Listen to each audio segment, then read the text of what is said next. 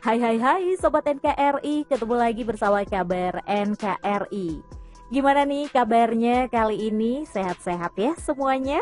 Iya dong, harus selalu dan harus selalu sehat ya. Karena seperti biasanya kita akan kembali mengulas informasi seputar dunia militer. Dan kali ini kita akan membahas tentang kelompok kriminal bersenjata atau KKB. Yang ternyata nih sobat, ada kabar baru kalau lawan TNI Polri itu bukan lagi hanya soal kelompok kriminal bersenjata. Ada musuh baru loh yang dihadapi terkait Papua ini sendiri. Nah, musuh yang seperti apakah dan siapakah mereka? Kita akan ulas lebih lanjut informasinya, tapi sebelum itu jangan lupa subscribe dulu dong dan klik tanda loncengnya. Good. Oke, Sobat NKRI, Kepala Penerangan Kogab Wilhan III, Kolonel Igusti Nyoman Suryastawa ini mengungkap kekuatan dan cara kelompok organisasi Papua Merdeka atau OPM dalam melakukan perlawanan terhadap TNI Polri. Nah, menurut dia nih Sobat, ada banyak faksi loh ternyata di lingkup internal OPM itu. Jadi mereka pun itu saling berebut kepentingan secara intern. Namun demikian, secara garis besar, ada 3 sayap gerakan di tubuh OPM itu sendiri. Ketiga sayap itu adalah sayap politik, klandestin, dan bersenjata.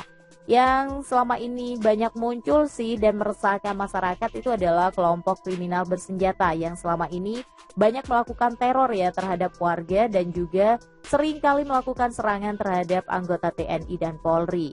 Jadi di dalam OPM itu sendiri terdapat banyak faksi dan saling berebut kepentingan satu sama lain. Repot ya, ini ibarat kata dengan keluarga sendiri juga saling nggak akur gitu ya.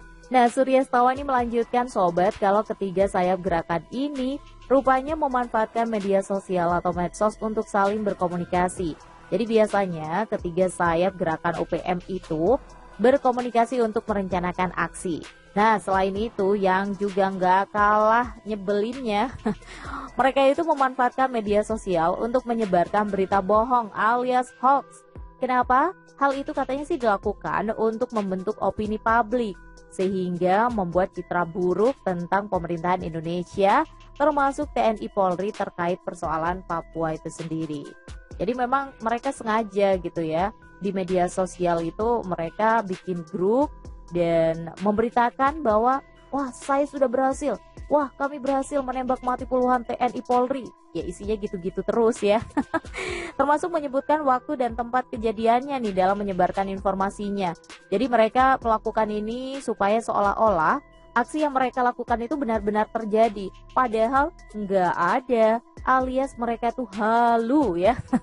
Informasi yang disebarkan itu hoax alias berita bohong. Nah, lebih lanjut Suryastawa ini mengatakan ya Sobat NKRI, kalau yang dihadapi pihak TNI Polri saat ini ternyata bukan lagi hanya dari kelompok kriminal bersenjata atau KKB saja, tapi juga ada kelompok klandestin. Kelompok apakah ini? Kelompok ini menurut Suryastawa ini berada di dalam maupun di luar negeri, dan profesi kelompok ini bisa apa aja, bisa macam-macam gitu ya, yang mungkin bahkan di luar dugaan kita. Jadi yang jadi musuh bukan hanya kelompok separatis bersenjata atau KSB yang ada di gunung-gunung saja sobat, tapi bisa aja ada semacam politik dalam luar dan juga di dalam negeri gitu ya. Jadi sulit terdeteksi gitu ya. Jangan-jangan. Tapi yang jelas TNI Polri harus selalu waspada ya menghadapi kelompok kriminal bersenjata ini sendiri. Semoga lah bisa segera menemukan solusi untuk menyelesaikan persoalan OPM ini. Kasihan warga juga ya terus-terusan jadi korban, hidup dalam situasi yang mencekam, gak pernah ngerasakan yang namanya damai. Oke lah, sampai di sini dulu ya Sobat NKRI informasi dari kabar NKRI kali ini. Kita ketemu lagi dengan informasi militer lainnya bersama kabar NKRI. Sampai jumpa.